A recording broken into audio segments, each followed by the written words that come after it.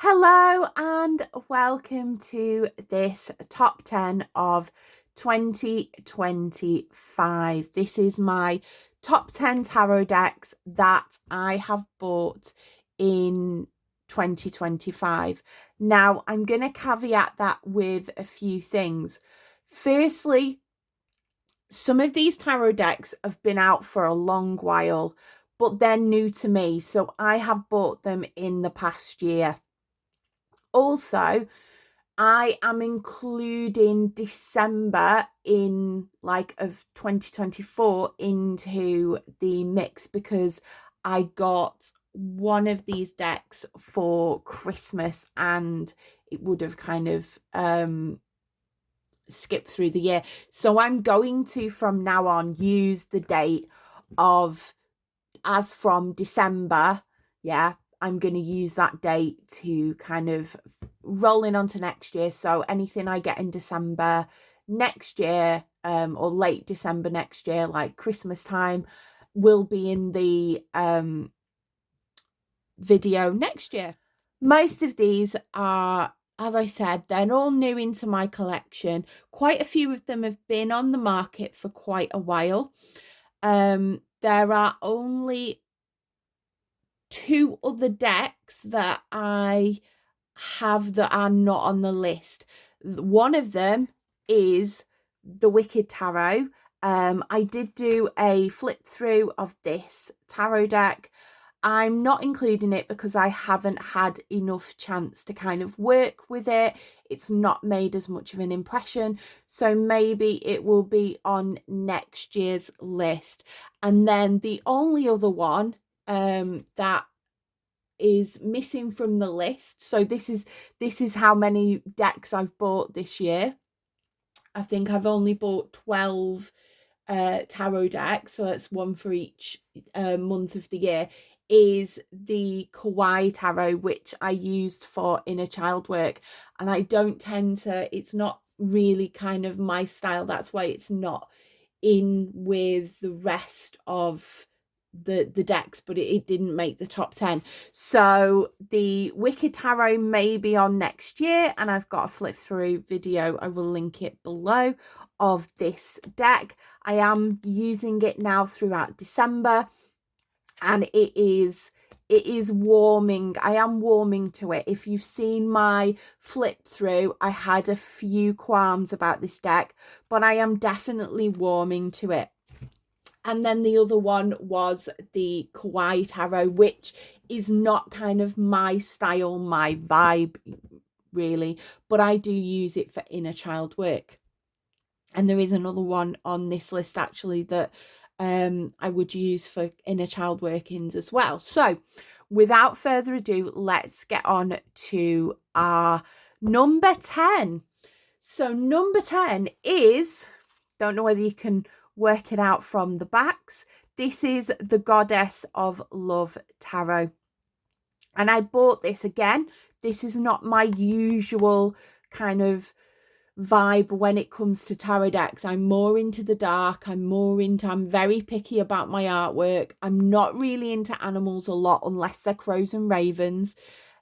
Foreshadowing for later. And I'm not really a lover of kind of pink and anything girly. So this is at top 10. I do love this deck. I bought it specifically to work with Aphrodite. I do a lot of work, or have done a lot of work with Aphrodite and as a deity, and I've been working with her for the best part of 9-10 months, and I thought I would buy a deck that kind of links in with her energy. This is really good for love readings. I like using this for love readings when they come along. I can only show you so many of these cards because YouTube will, sorry, getting my platforms mixed up there. my YouTube will kind of have an issue with it because there is a bit of nudity in this deck, but I do really love it.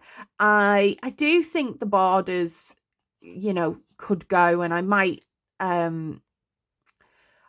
trim it, but I did go through quite a lot to kind of, it did take quite a while to get here, so I'm a bit hesitant to kind of and maybe it does need edging in like a pink or something. But I'm going to show you the cards that I can. I've gone through and I've got a few cards that I can show you. So as you can see, it's got lots of lovely flowers. I do love the artwork. I love this death card. I do love a death card.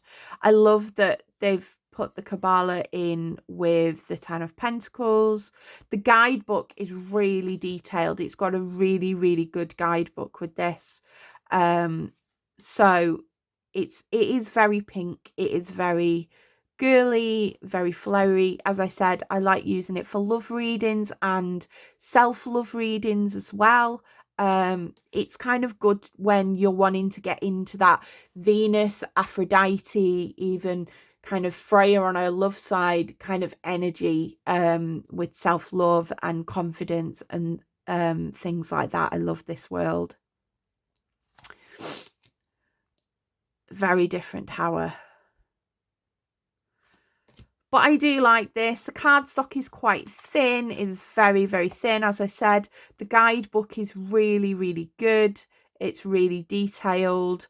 And the images work really well. I've not had an issue with anything with this deck. It's just, it's not my usual wheelhouse. And I do just save it for when I want to connect with Aphrodite, or if I've got any love readings to do. Or sometimes I've had times when I've had a reading on TikTok and immediately in my head it's shouted to use this because that person's needed a bit of self-love, self-encourage, female empowerment, things like that. So yeah, I just love the cow there. Yeah, I love his Eight of Swords. Anything with like snakes and skulls, you've got me. And again, the Three of Pentacles. But yeah, these are the ones I can show you because a lot of the images have nudity. It's quite a suggestive deck, but it's very good working with that kind of divine feminine energy. And as I said, the guidebook is really, really good. Like, say, the Void. This is the Fool. Yeah. The imagery is very, very rich within this. Again, it's a deck that's changed the names. I get very, very confused about name changes and I have to look. I think it's like Maiden, Witch, Queen. I can't remember what the king is, but yeah. I'm of the opinion, tarot's been around for hundreds of years. If it ain't broke, don't fix it and keep it the way it is. But I can understand with this being a very female-centric deck to take the kind of the knight influence and the page influence out of it. It's beautiful, lovers. And there we go. Oh no, we can do the sun. I love this sun card. Yeah, so this is the Goddess of Love Tarot. It's a mass market, so you can get it Amazon, anywhere you kind of, any good tarot dealer. Now, the next one on the list is a newish edition. I got it around the Halloween period. And again, there is a video linked through with a flip through of this. And this is the Agatha All Along Tarot. And I've put this in, this is like a fan deck. I've put this in over the, as I said, the Wicked Tarot. The Wicked Tarot is beautiful, but I haven't had enough time to use it. And I do have a few gripes with things like the guidebook with the Wicked Tarot. So that's why it didn't kind of make the list. And this came above it. Now, I need to watch Agatha All Along again, because the imagery, I love this deck because it's not like a lot of the the film, TV decks that you get, which are pips. They're not a pip. This is not a pip deck. So I already love this. This is an illustrated pips. And I do need to watch it because a lot of the imagery is derived from the TV program. And having just watched it once, I kind of need to get a bit of a deeper meaning with it. But the imagery and the symbolism is still there, and it's still really good to read intuitively. Like this strength card, I'm being drawn to these trees there that are bare, and kind of, it speaks of like barren times, and even through barren times you can go there. The road is in front of you, he's pointing. It's like you have the strength. Like there's so much imagery within these cards that really give you, like the King of Swords there. We've got the two pillars, the two swords there. That's giving me decisions, that's giving me logic, but it then does link in with the show. And what's really good about this deck, I'm just going to put it down for a second, is while I reach out, is the guidebook. The guidebook is really good for this. You get a good chunk. I mean, you can't read that. I can't read that very well. But you get a good chunk of information, and it relates to the show. Unlike some tarot decks that are based on, intellectual property, like TV, film, they give a tiny little bit of a description. This does give quite a decent description and does link it in with the show. So I really love this guidebook. I do think it's really good. So the cards, as I said, they read well. There's some interesting things, some interesting different perspectives on it. We've got the Seven of Pentacles, and again the 7 and the 8 do link. I've noticed this. The 7 of Pentacles and the 8 of Pentacles link to the same scene, which is really good because it's like follows on. There's so much to kind of read from this. Down the road. And it's pretty, the I love that Hermit card. Creation there. And Temperance. The imagery, is quite, I'd say this is quite teen friendly in the way that it's not, it's not dark. It's very clear what's happening. It's kind of, I would say it would be a deck that in future my daughter might pick up and want to use, just because the imagery is like bright and colourful and kind of has that cartoon, not cartoon flair, but it has that younger kind of feel to it. Justice there. And I do remember this moment from the film. 5 of Wands. I love this. The dandelion. Like gives the idea of everything floating away. And like dandelions are very prolific, so around my area you can't, in summer you can't step more than a couple of meters and you'll see a dandelion, because they are rife, they are everywhere. And again, that's that prosperity, that's abundance.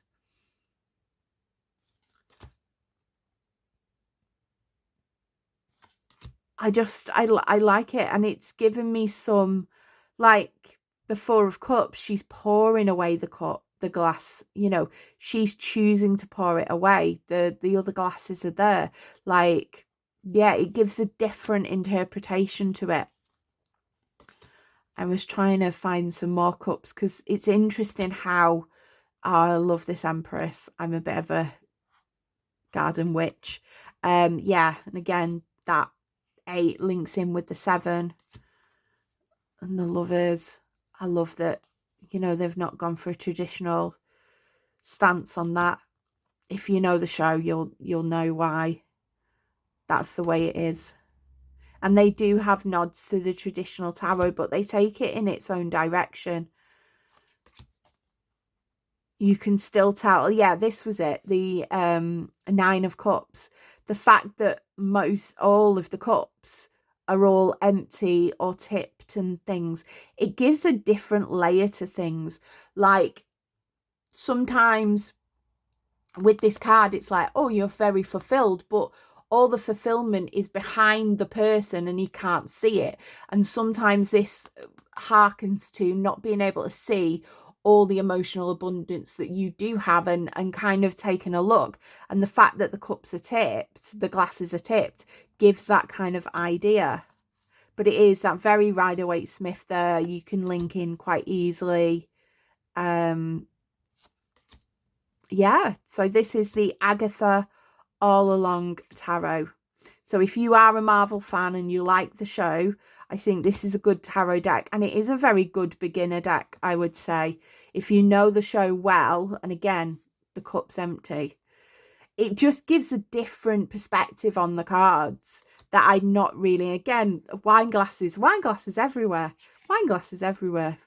You know, the Five of Cups. You know, there's no two upturned. They're all empty. So it gives a different layer to it. So that was the Agatha All Along Tarot. Beware, this is going to be a long, and it shuffles really well. The cardstock is pretty good. It's not too thick. It does shuffle quite well. Yeah. It's not too thick. It does shuffle reasonably well. The Goddess of Love Tarot, that shuffles really well because it's thinner cardstock. So this shuffles. This is like a dream. But obviously for a kind of, you know, long term, if you're going to use it and you're going to use it a lot, the quality of this isn't as good as the quality of the Agatha. Yeah, so it's that slightly thicker cardstock. I would say my favourite cardstock, and I'm coming to it in a minute, is Los Scarabæos cardstock. It is fantastic. Now, number 8 on my list is a tarot deck that's been around for a very, very long time. And it's took me a while to jump in and get it. Only because it is a different system to learn than the Rider-Waite-Smith. I have got a couple of books on it, and I've yet to kind of really jump. I've tried to listen to audiobooks and I got confused. I've tried to jump into it, but I have this deck just for me. So I do not use this deck for readings for anybody else. This is just my personal deck. And so in number 8 is the Thoth Tarot. And this is by Aleister Crowley and Lady Frida Harris. You have to say that very slowly or it's a bit like a tongue twister. Now, I love the backs of these, and I got the slightly smaller size. You can get one size. I think this is the medium. You can get one that's slightly smaller again. And I think for studying, I would possibly need a magnifying glass for some of the added bits, or to get a bigger deck to go with it. But for now, I'm quite happy with this because it shuffles well. And this is my own personal deck. When I first got this deck, I was given a very, very loud and clear kind of sign that this tarot deck is to be used for my personal readings and not with anybody else. So, and I think until I master the Thoth and learn a lot about the Thoth and learn all the intricacies in it, this will stay a personal read for me. So it's number 8, and it's possibly at number 8 because I don't get to use it as much, or I don't grab it as much. It's in a special place in a cupboard, so maybe I do need to leave him out and kind of grab him more often. But yeah, this artwork is just stunning. It's absolutely beautiful. Like the detail and the intricacies within it. And again, it might be an idea to get a magnifying glass so I can look at the cards in detail, because I have got really small hands and shuffling bigger cards is really hard for me. And plus I have issues with my hands as well. So shuffling big cards is really hard. But I want detailed decks, and I try to kind of keep with simplistic decks, because otherwise I can't see the artwork very clearly. So yeah, so maybe a magnifying glass might be in order. But I just love this. It's just so beautiful. It's got an ethereal kind of sense to it, and it does give very, very good readings. It's very blunt, but it's not blunt in a negative way. It can be either very, very positive, or the other way. It can be very, very bluntly kind of like, you need to do this. There's no in between with this deck, I find. There's no soft answer. There's no gently leading you to get to it. You know, it's like, this is the answer, go on. Yeah, so I find it's a very, very straight talker. The Star, that's a beautiful card. I'd have that up on my wall as a print. It's just beautiful. I do love like surrealist and abstract art. I'm trying to get some surrealist decks in my collection. So I love artwork that's a bit kind of left field. And this is amazing. The Queen of Pentacles there. This links in a lot more with the Hermetic order, the you know, the Tree of Life, astrology, and it's something that I do need to learn more of and read more of as I go in the collection. Like the knights are like the kings in the Rider-Waite-Smith. It's all kind of a bit different. They have princesses and princes, and then the queens. I think it's, you know, the knights are like your kings, your princes are like your knights, your princesses are like the pages, and obviously your queens are still your queens. But I love that it gives you a little word on the bottom as well. These geometric patterns are amazing. It is such a beautiful deck, and I do want to use it a lot more in the new year and study and learn from it.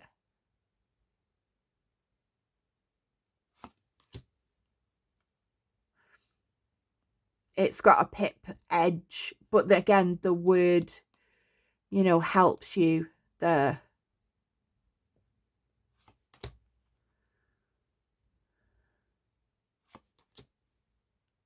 Oh, I love this devil. Look at that. Oh, whether it can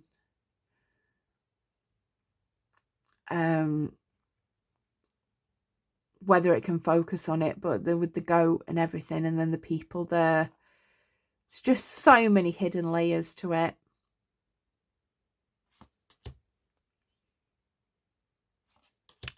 So this is the Thoth Tarot. This is in number 8. I love that they've put symbols in there. Knight of Wands. Look at that for fiery entrance. I always think this one looks like a little character with like the eyes, the nose, the like cheeks, the mouth. Is like a little cute, almost like cat, dog, bear type creature.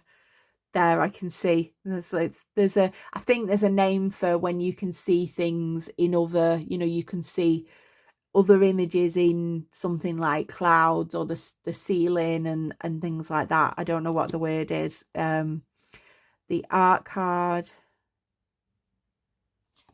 It's just a beautiful deck, and it has so much heritage and so much, like, you know, Aleister Crowley has done a lot for moving, you know, things with tarot and esotericism forward. So, you know, it's only right to have, and I love like the fact that the cup's chipped. I didn't notice it for a while, and then I was like, oh, yeah, the cups are chipped. Some of the cups are chipped. You see something different every time. If that's like, I love that. It's like almost like pride, like, yeah. So yeah, this death card. It's beautiful. You know, I love a death card. It just has such a lovely feel to it.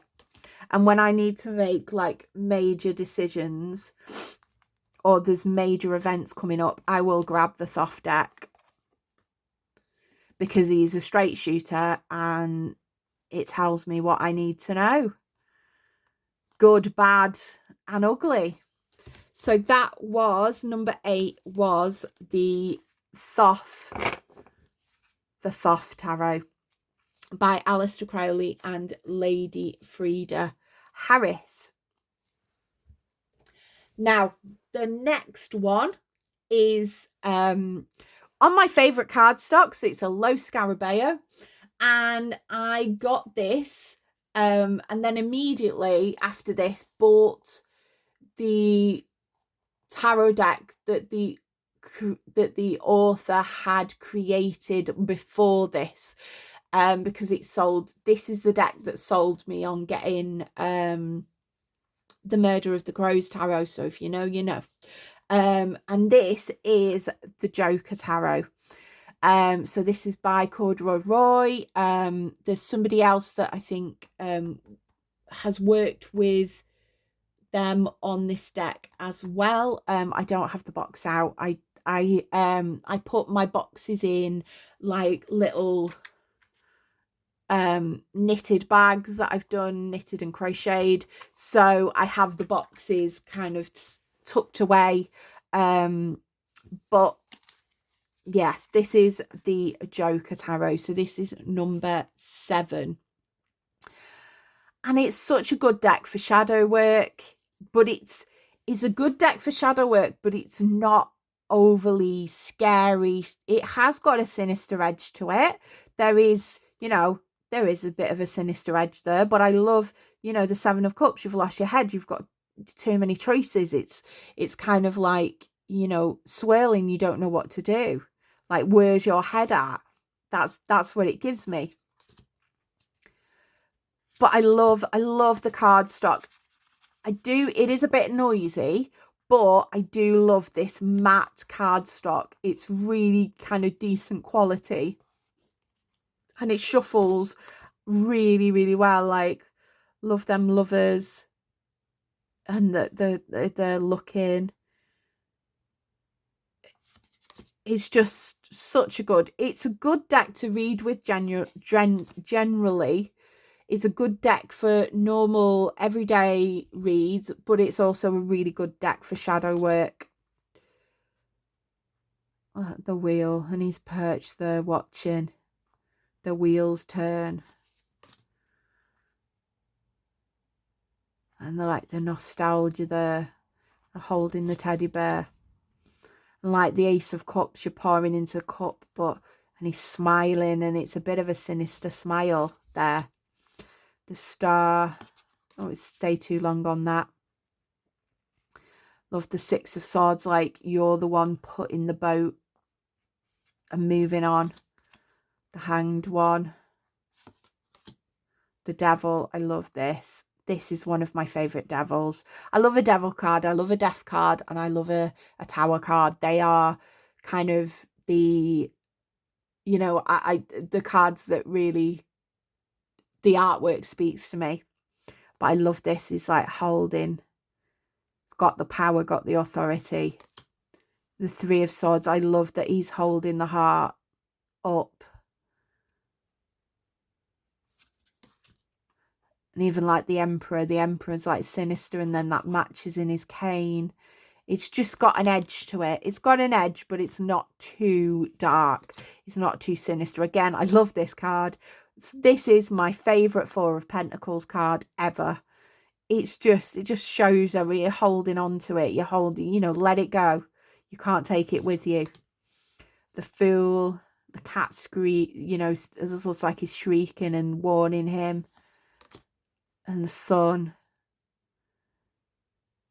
Again, I like the way that they've not done this as a traditional depiction. You know, he's painting his own flowers.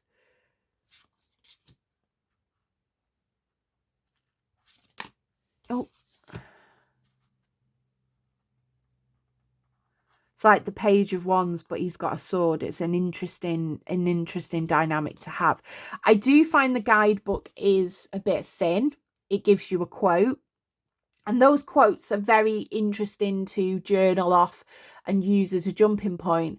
But if you're a beginner and you're buying this deck, you need to have a companion tarot book by your side, because then that will help. Like, love the way that they're behind him rather than in front of him. Like, backing him up.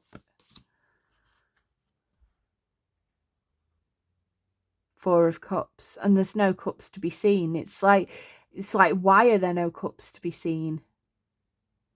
It's just an interesting dynamic there. The Two of Pentacles juggling. What do I do? I love this World card.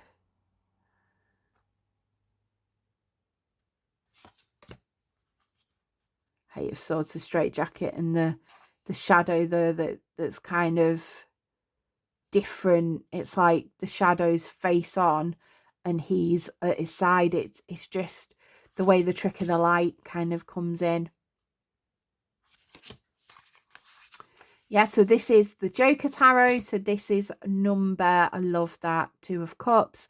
Like, he's fully turned to her and she's slightly in a different position. It gives a bit of a different edge to it. Excuse me, I've got to turn them over. The Empress, and she's got somebody's head there. Don't mess with the Empress.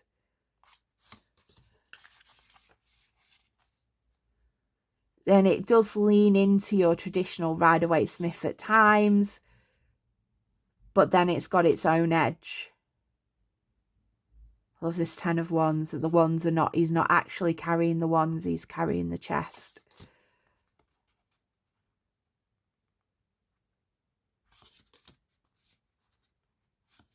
Yeah, so this is the Joker Tarot by Lo. It's published by Lo Scarabeo and it is created by Corrado Roy. Now, leading on from that, my next deck was bought because I bought the Joker Tarot, fell in love with it, and then thought, what the heck, I'm going to buy the deck that I've been looking at for a whole year, that I've been dying, kind of a bit dubious to buy. I wanted to buy it, but I was a bit kind of scared by it. And that is the Murder of Crows Tarot. Oh, I love that we've started on the 10 of Cups. I love black and white decks. I love decks that kind of strip back the colour. I don't tend to generally notice colour in the cards and when I'm reading, because when I see things in my mind's eye, it's in black and white.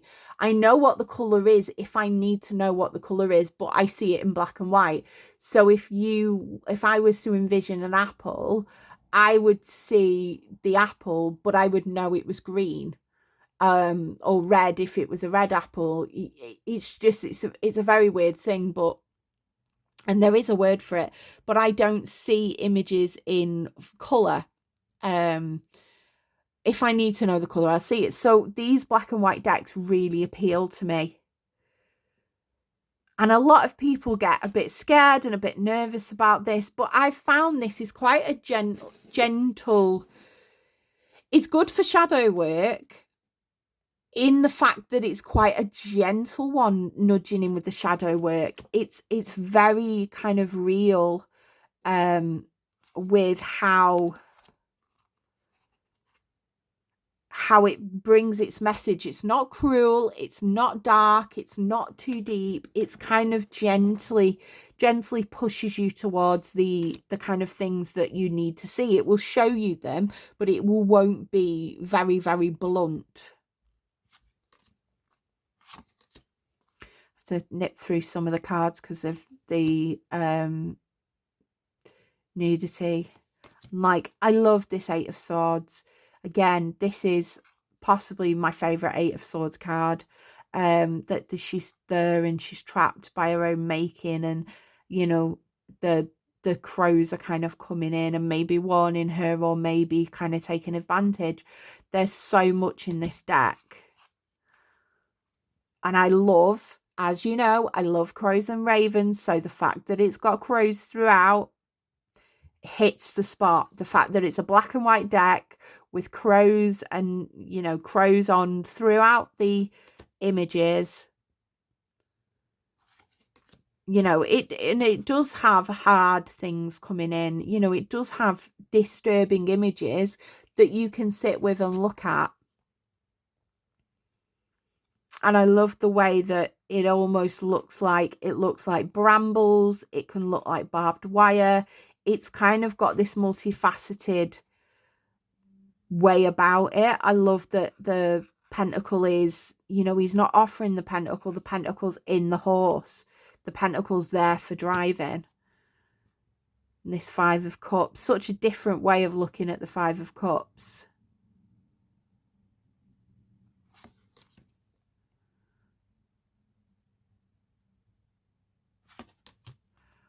And I've loved using this just as a normal reader and for like shadow work. I tend to use this when I do readings linked with Hecate. So I work with Hecate as well as working with Aphrodite. I work with, I've now been working with Freya a little bit. So I tend to use this deck or any of my decks with kind of crows in when I'm working with Hecate. And it's not a traditional, I know crows are not a traditional symbol to do with Hecate, but that is the way that she speaks to me. She speaks to me through the crows outside my house, and she always sends a crow there when she kind of needs to tell me, I'm here, I'm still here, I'm here for you. Like, I've not seen a crow for a couple of days because I don't feel I've needed that kind of reassurance and guidance with her, because she is Hecate is a very motherly figure with me. But she will come. And I use this deck to work with her because she does like the shadow work and she likes the aspects of the shadow. So this is number 6 and this is the Murder of Crows. I do again have a walkthrough, so I will put, for the decks that I have got walkthroughs for, I will put them all in the comments. I will link them in. And it's just a wonderful, as you can see, it's been used with the fact that the cards have been, some of the cards are the wrong way up. I love this. I hate the Four of Swords because I am not a person that likes resting. I am a person that will push myself to burnout, and I constantly get this card. But I love this depiction with the stained glass window there. I just do love this depiction. It makes it a bit more easier to, this is my trigger card. When this comes up in a reading, I'm rolling my eyes and I'm going, oh, I need to rest again, because I'm a person that doesn't tend to kind of rest. I always have to be doing something. And again, it just gives a different edge with this Nine of Cups. Like, he's got all the cups there, but he's got that shadow. It's not quite, you know, we're not looking and turning and seeing, yeah, we've got all this emotional fulfillment. There's a shadow, there's a depth there. So this was the Murder of Crows tarot. Number 6 on my list. I've got a pile that I'm working through. Now, the next one has been a heavy hitter. Number 5 has been a deck that I've used quite a lot within readings, and it's given a very Very, very good, very accurate readings, and I wanted something that had more a pip deck kind of feel. I don't have many pip decks. I have a couple, and one of them is at my number 2, but I wanted to test my intuition more, and I feel like this deck is a really good one if you gel with the artwork, because I think artwork for tarot is so important. If you don't gel with the artwork, I've got some tarot decks that I'm thinking of selling because I just don't gel with the artwork, and it just doesn't give me like it doesn't inspire me. The Dreamscapes Tarot being one, it's beautiful artwork, but it just doesn't resonate or hit with me. And I think it's, again, it might be to do with my eyes, because I struggle with very detailed artwork on tarot where you'd have to get like a magnifying glass to be able to see. So I think that's why it doesn't hit. I think this is very, very good if you're starting to go into the idea of using pips but need a little bit of a safety net. I think this is a good one. This is the Ink and Inkspiration Tarot, and if you like tattoo design, you'd love this. I just love this artwork. The cardstock is a bit, it's thick, but not too thick where it's a hard shuffle. And as you can see, it's a bit bowed because I've been shuffling it a lot. But I've used, this has got little hints with the stars there. It's got little hints around it, and the fact that it's almost made a prison, it gives you little hints within the artwork. And the 7 of Wands, like, again, boundaries, you in the center. 2 of Wands, cross paths, like, and the fact that it's like a road. And it gives, like, it's got the symbol Fehu there, but it's upside down. So it gives you that clue that it's like financially you were feeling a bit down on your luck, or your abundance is a bit low. So I kind of like the way that they've given little hints in the artwork. I love this devil. I better not stay on it too long. I don't know what YouTube will tolerate and won't tolerate. And I love with the, like, this is the knave. So I think the knave is the page. Yeah. That you've got the snake there, you've got the eye there. Like, there's little clues. Oh, that looks almost like scissors. There's little clues within the artwork that really kind of get that intuitive hit. The 8 of Cups, the hearts there. And it looks like things are kind of going out in the opposite direction. I really like, this is a really good, to the point deck, and it will give really, really good readings, and it's quite short and sweet. It will give a message, and then when it's done, it'll be like, I'm done. Whereas some decks will be very, very talkative. This is like, give you the message, there you go, this is what you need to know. This is one of my favorite tower cards. I just love this. I would probably get this as a tattoo or something. I just love this with the crown and everything. I just love the style of it. So this is the Ink and Inkspiration Tarot. And I just love how it's got that classic tattoo design, but then it's honouring and I've never needed to use the guidebook with this. I've just dove right in, and being able to, I understand I have like prompts for numerology, so then I just go, oh yeah, it's cups. So if we went, you know, 6 of Pentacles, 6 of Coins, so 6s are adjustment, communication, harmony, problem solving, peace after conflict. and then you've got it to do with finances. So it's like you might be needing to make an adjustment. You might need to get some balance. You've had some hardship. You might need to kind of adjust in order to get harmony and communicate to others. The fact that you've got the envelope there, it's like communication, give or take. You know, it gives so much within the card that you don't need to have the illustrations. And I love that it's got the hammer and the chisel and things. So it's about building something.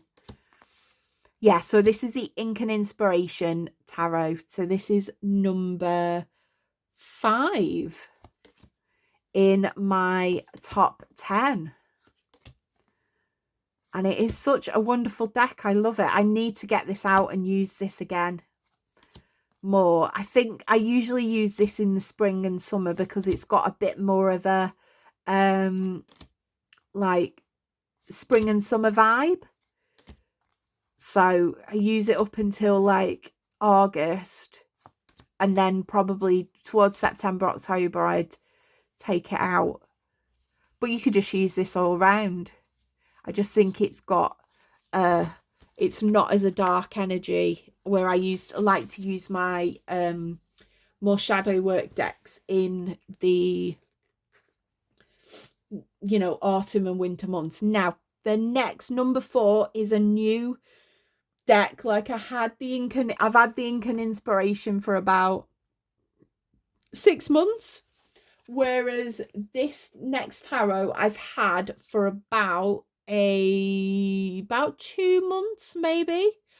And oh my lord, I love reading with this. I was very hesitant with it at first because they've changed a lot of the names, and as you know, I'm a bit neurodivergent with it. I don't like it when they're changing names and things like that. And also I'm a bit, I do struggle with decks that are gilded in terms of shuffling because it hurts my hands. But I love this as a reader. I've been using this in the month of like November to do my daily reads, and it's such a good deck. And it's so, I would say this is a bit of a predictive deck because I've done a daily reading, and I've got no idea what that has got to do with today. And then I write the cards down, I leave it, and then the next day I come back to it. So my diary here, I'll tell, you know, this is my this is my special book named after my mother-in-law who bought it me. So this is the Book of Irene. I write the tarot deck there, and then I will usually ask Spotify for a song, and the first song that comes out, I will note that down. Then I'll write the cards, and then I will leave this blank until the next day. So as you can see here, I've written my cards for today. So the 8 of Wands, the Ace of Wands, Advice is the Magician, the Queen of Swords. I've got to note down that it's the Wicked deck, and I didn't put the song down. But then I will do my day. And this deck was so good at predicting what would happen and what would come about. And this is the Winter Tarot. So this is linked to the Seasons of the Witch. So this is the Seasons of the Witch Winter Tarot. This is the first tarot that they've brought out. I'm assuming that they are going to bring out one for spring, one for summer, one for autumn, and you can kind of go all the way through. And obviously this beautiful blue, my beautiful friend Tam Tam bought me this, and it is absolutely amazing. So I've written the cards down, not, you know, thinking, oh my lord, this is not reading accurately. And then the next day I've come back and I've gone, oh my god, it absolutely did it for a T. Like, it absolutely, you know, I feel like it's got more of a predictive energy of this is going to happen, rather than a reflective energy of you need to think about this. I think getting to know like the Wicked Tarot at the moment, the Wicked Tarot has got a bit of a a reflective nature, whereas this has got a little more of a predictive nature, if that makes sense. I don't know whether that makes sense. But tarot decks, different tarot decks have different purposes. Like, I use my Goddess of Love for love readings. I use my shadow decks for hidden depths reading. They have their own energy and their own flair, where if I want to know something like what is going to happen with, I will go to this deck because it's very, very good. So this is, I'm not overly it's shiny, as you see, it's shiny cardstock. You can see my light there. I'm not overly impressed with I prefer the artwork from the Seasons of the Witch. I know that they changed artists. So the Season of the Witch and the Yule Tarot are done by, and I think there's one more done by one artist. And I think I prefer that artwork over this, but I still love this. So yeah, so the thing that they've got winter in every title, it's a bit, the winter wheel. It's a bit jarring, the 10 of winter cups. But the artwork is so beautiful. Like, you've got the cups there on the tree. You've got the cups there. You've got the house. You've got the fireworks. Like, it's beautiful imagery that you can read from. The Winter Emperor. And I love the energy it's got. It's so gentle. It's so encouraging. And the guidebook is, again, to hark back to the guidebook is quite detailed. It's got a really good kind of, it's not like a Wildwood where it's a huge guidebook or things like that. But I do think it gives a good amount of information. And I love these like snowflakes.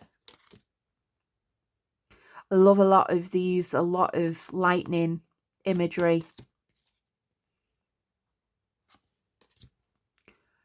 So I do love this. It's, it's thinnish cardstock, so it's good to shuffle. The only gripe I have is, gilding. It does look pretty, but this gilding does tend to hurt my hands a little bit. But that's because I've got very small, delicate hands. So if I shuffle with it a lot, I tend to kind of get sore.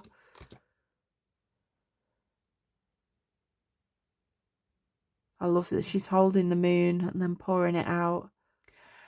Yeah, this consequence for the Justice card, like when the scales balance, there are consequences. Every action has a reaction and the consequences are kind of there. And I like the way that they've still kept the scales in there, but they've give it a different kind of slant. But it's hard to remember some of the cards when you've got lots of decks that have got different names for the cards and everything, and if you don't use them every day, it's hard to work out. Like, we've got Apprentice here. Apprentice is the Knight. Initiate is your Page. Again, it's another thing to remember. As somebody who struggles a little bit with her memory and has like memory brain fog issues, this is something, again, that I'm kind of like, oh, why change it? Just call it the Page. Just call it the Knight. Just use the traditional, sense and that. And I can understand why people want to, while these decks want to change them, because justice, and consequence, it's very similar. And, an initiate, yeah, you're just starting out. It gives you that, it modernizes it in a way. But rather than the king and queen, we've got the artisan and the master. And I know they've done that because that they're like, it's more female centric, this deck. But again, why not just have the king? Why not just have everybody equally, represented? I don't know. I don't know whether my neurodivergence is kind of, it is very hard to remember all the decks that have got changes to them. So I know like the Wildwood has got changes to it. The obviously the Thoth has got changes to it. This has got changes to it. What's the other one? The Goddess of Love has got changes to it, to the names. And it gets a bit overwhelming when you have to try and remind yourself what the cards are. You know, we read tarot for enjoyment, not to kind of, you know, go on mastermind type thing. You're having to kind of have that memory. I do love that Winter Empress. Yeah, so this is a lovely deck. It is very nice. And again, they've changed like the new moon, and then they've got the full moon. I don't know where it is. Yeah, it's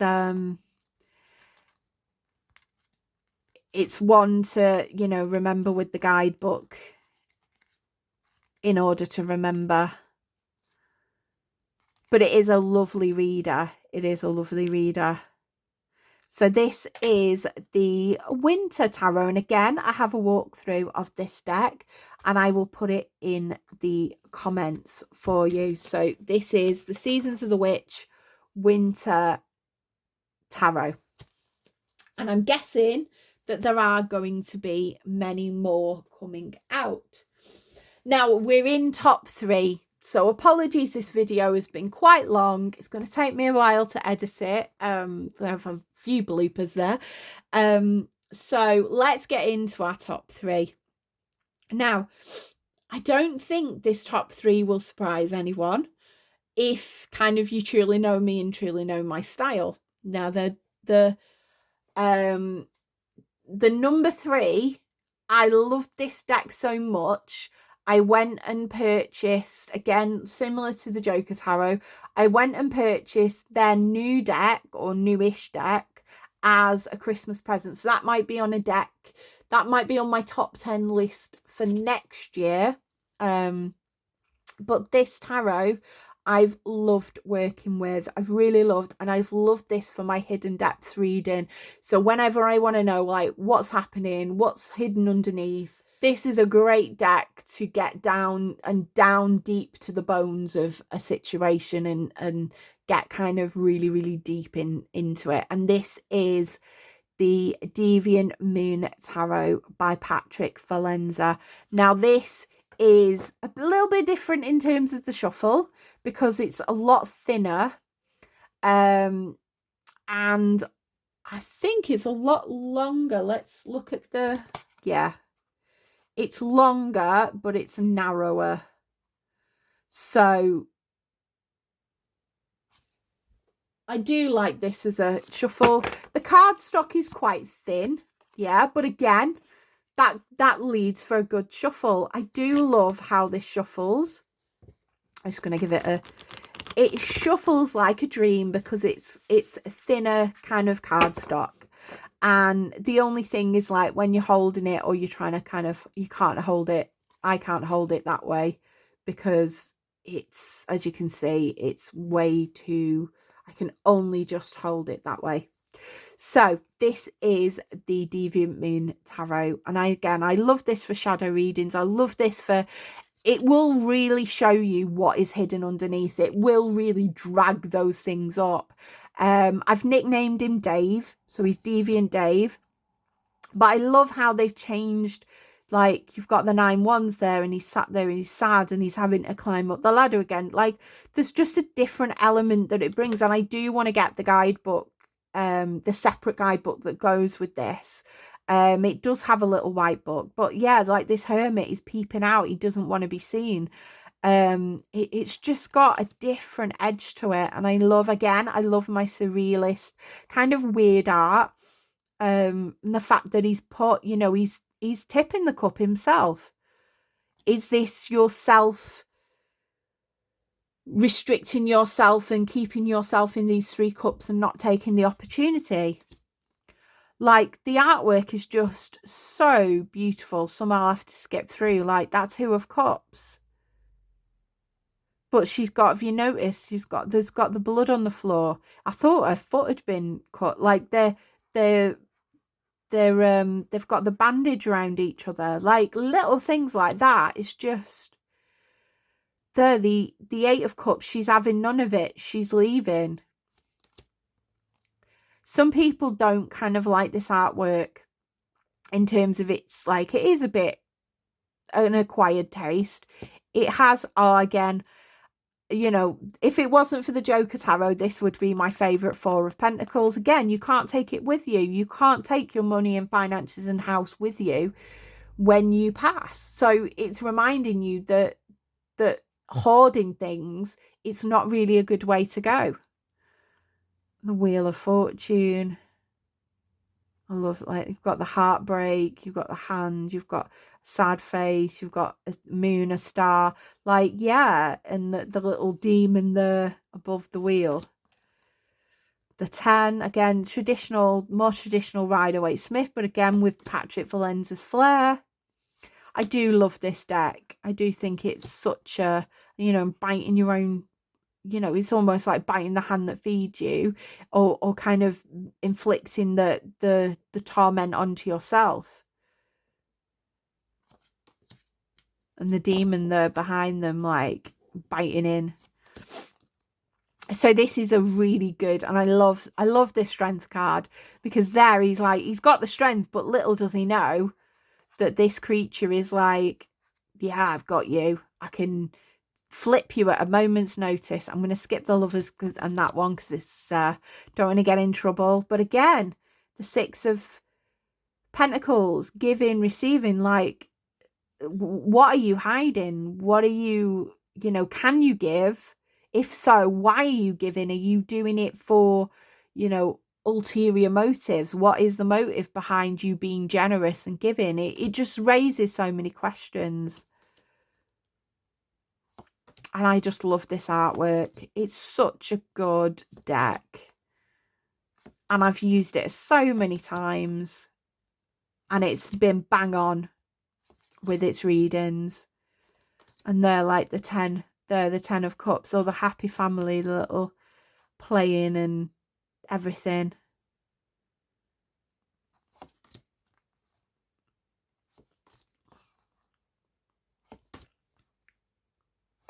So this is the Deviant Moon Tarot. Again, love that devil. Creepy, creepy devil. Like, creeping behind, you know what I mean?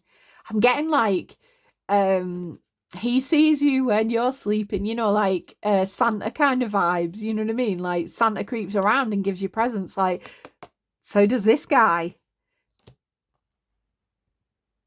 So it's taking something. I think there's a, I think the Six of Cups, where can I find? Because I love that the Six of Cups uses uses like childhood imagery. Yeah, the Six of Cups. I love this Six of Cups. The fact that it's a Punch and Judy show and everybody's happy and cheering and everything. And we know, you know, notorious Punch and Judy was like, he would, you know, hit people and he wouldn't be very nice, and it was very violent. It was a bit like your Tom and Jerry of the time, and like they throw the baby around. Like, again, how we look back on childhood with fond memories, but there was the sinisterness underneath. You know, we don't realize how actually, oh well, you know, it was like these TV shows we grew up as a kid that are now kind of problematic. We look back at them and go, like, for example, Friends. Like, we look, you know, people have lots of fond memories of watching Friends and everything. But when you go back and you watch it and you go, oh, it's a little bit, but it was of its time. And again, I feel like that really encapsulates this in the card.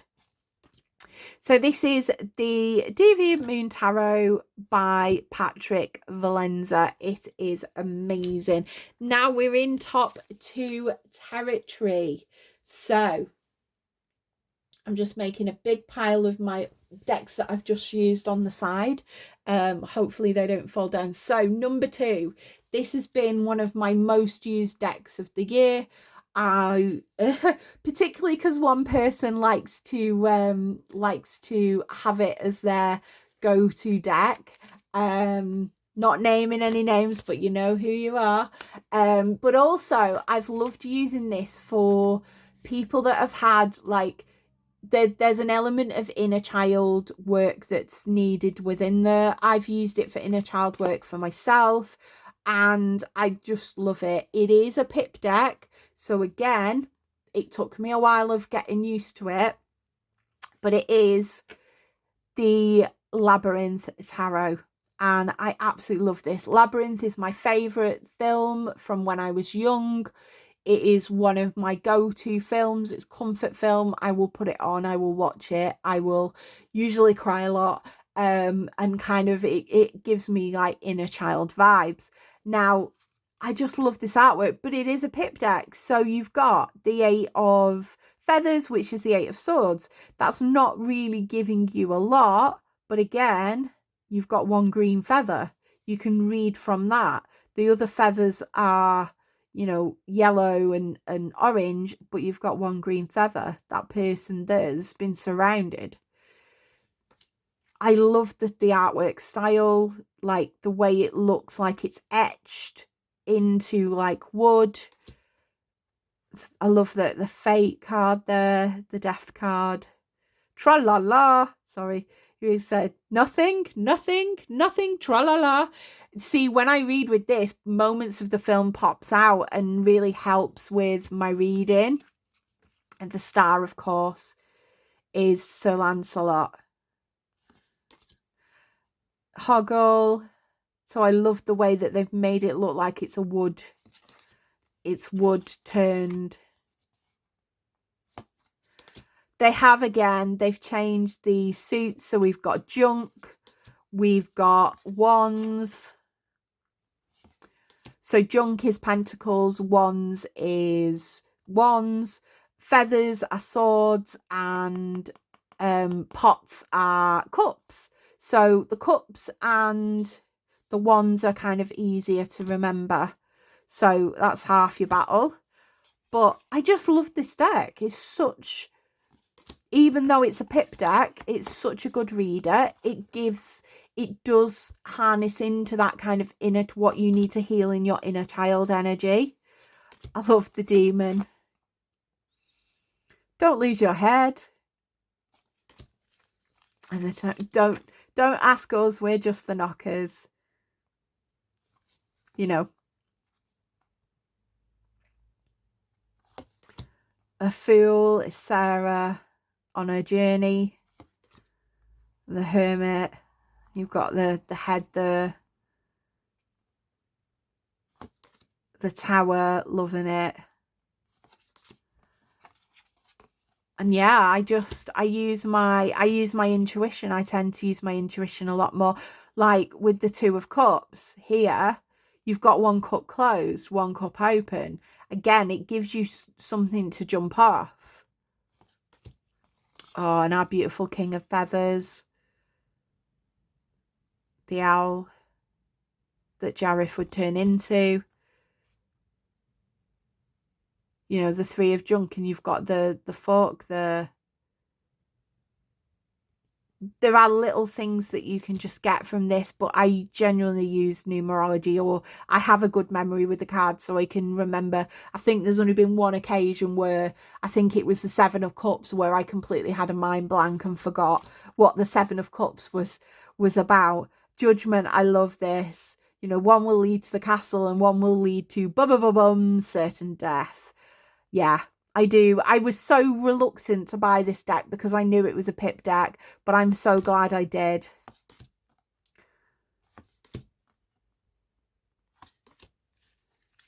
It's such a lovely reader. It's such a lovely reader. And the aces are, well, Rider-Waite-Smith.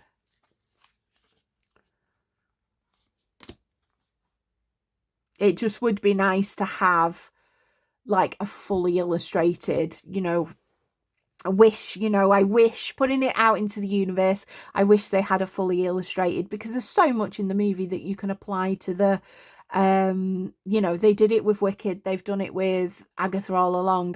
I think these, you know, the insight editions, you know, the fan decks, I think they do people a disservice by having them as pip decks, because there's a lot of beginners that will say, oh, Labyrinth is my favourite film, I'll buy it, and then can't use the cards.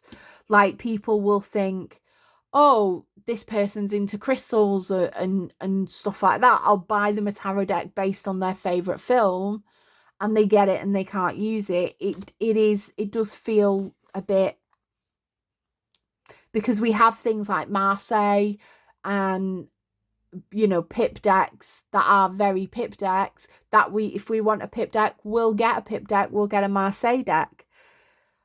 I just think it feels a bit lazy.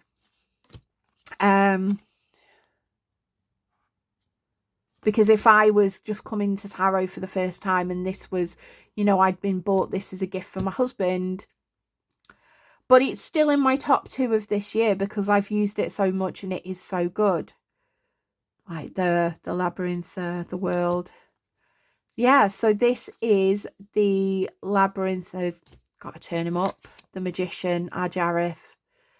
I hope to see the film. It's coming out for its 40th anniversary in January, and I so need to see the film. I so need to see it on the big screen because I haven't. I was 5, I think, when it came out, 4 or 5. I was 5. So definitely I want to see it on the big screen. So this was the Labyrinth Tarot. So this was number 2. So we are almost there, to the last one. This is my number 1 tarot deck of the year. I bought it for myself as a Christmas present. So this was lovingly, the funds for this was lovingly given to me by my mum and dad. I bought it for Christmas and waited until Christmas to have it, and I am so glad, but it took me so long. I didn't actually get it till mid-January because there was a faff and everything, and because this is my only independent deck that I have bought this year. This is the only independent deck that I've got. All the others were mass market, and because with me, with independent decks, I just can't get over the shipping with some of them and the price tag. You know, I've got 2 young kids, and unfortunately I can't justify, you know, short of 60 to 70 pound on a tarot deck. That's why I stick to mass market. But this one was a Christmas present. As I said, it came later, but I'm so glad I got this. This is the Raven's Dream Tarot by MJ Cullinane, who did the Crow Tarot. So I've got the Crow Tarot, I've got the mass market Crow Tarot. I do also have the Urban Crow Oracle because I bought the Urban Crow with this at the same time because the postage was £26. So I thought, well, I might as well buy the Urban Crow, and it's 80 cards and it's huge. Just let me, I'm going to reach over to get it. It is a little, but it's absolutely, it's got so many cards, like 80 cards there. It's such a nice deck. It's really good, you know, it's really good card quality. Yeah, so that's the Urban Crow Oracle, which I like to use with this deck when I do readings. So I love anything with crows and ravens, but I'm very picky about my artwork. There has been some other crow decks that I think there's something like the Raven's Prophecy, where I've looked at the artwork and I've said, no, that's not really for me. I could change my mind, but I love this artwork. I love MJ Culliнаne's style of art, and I love anything with crows in. So, you know, it's lovely. We've got the world there. You know, the cardstock is on the thinner side, but it is good quality, and the cards are a bit big, as you can see, but they still shuffle really, really well. Because the card is thinner, it's easy to kind of do a split shuffle like I do a butterfly, because I can't do a bridge shuffle. So I tend to shuffle them like this and then push them together. So they do work really, really well. Oh, we've gone on the moon now. So this artwork is stunning, and there's so much detail in there that you can get, that your intuition can kind of go wild. Oh, it's gone up.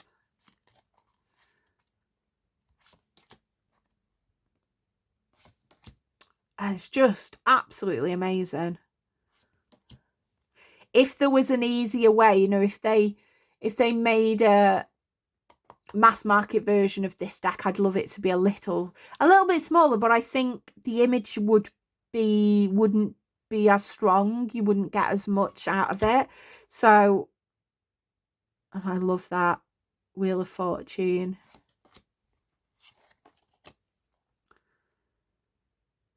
I love that the sheep make the sun. I love this Four of Cups, like it's all grown on him. He's been staring at his reflection so long, everything's grown over and got him stuck. Everyone's coming in like a meteorite. She does do beautiful decks. And it's just got such a lovely, it's so lovely with the readability. And yeah, this is my treasure. This is, you know, I have this, and I have a 1990 Shakespeare tarot, and I think they are my two irreplaceable treasures. A lot of my other decks can be replaced really easily. They're not, you know, they're mass market, they're not hard to get. I have, as I said, I've got a Marvel tarot as well, that again is just there for a collector, because I don't use it. It's not very good to read with. But I do read with this, and I'd be so gutted. I accidentally dinged one of the cards, and I was devastated, because I was like, this is irreplaceable. I could, you know, replace it, but it'd be a very hard, I'd have to wait again till another Christmas to replace it, and you'd have to, you know, count that she's doing a print run, like all these rainbows. So yeah, so I love to use this, but I don't have it in my kind of rota of using it where with lots of TikTok readings. I use it with my witchy readings, but I don't tend to kind of just have it there and use it, you know, with everyone. Because again, it's such a prized possession of mine. But I do love this. This goes really, really well with the witchy readings that I offer.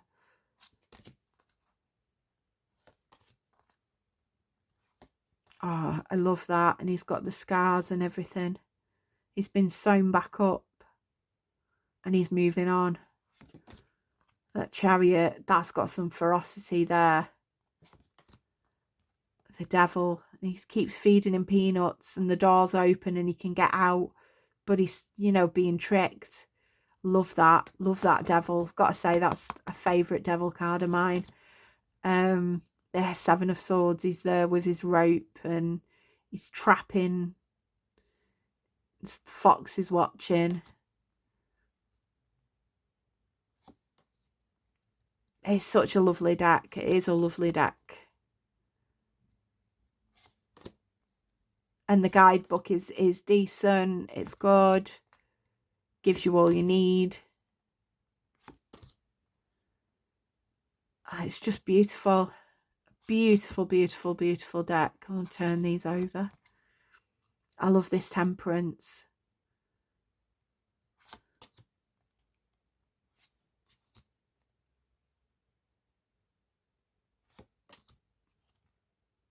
And the fire there.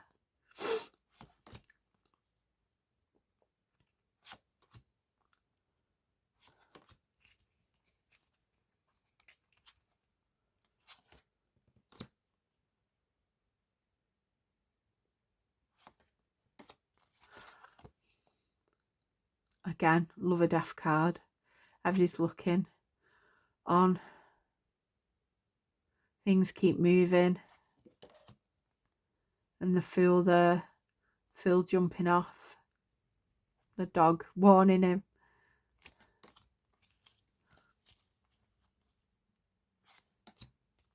And this high priestess, yeah. The snake and the pomegranates and the spider. I just love how she's like interlaid lots of symbolism within it. Forgive me, I'm having to turn them all around again.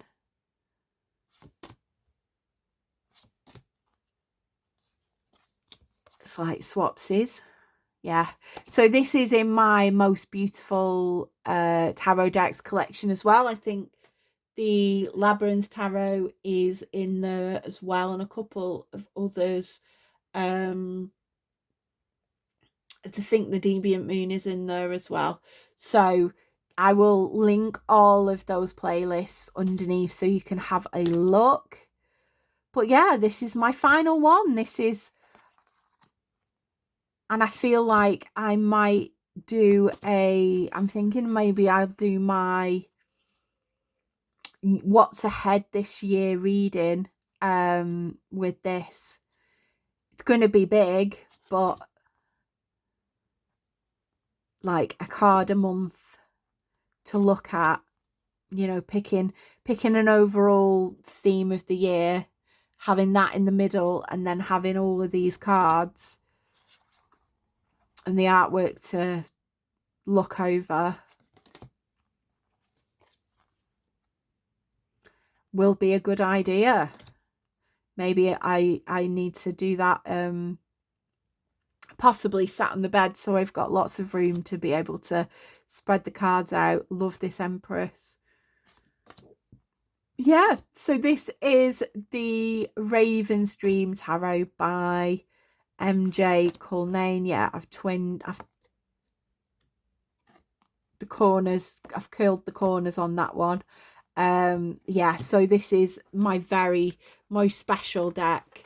I will be devastated if anything were to happen to this, and it would be very, very hard for me, or well, it wouldn't be impossible, but it would be harder for me to replace it.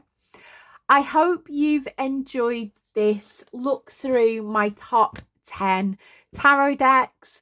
It's been a mammoth task to kind of whittle down the decks that I have. As I said, there are a few that didn't make it that I'd bought this year.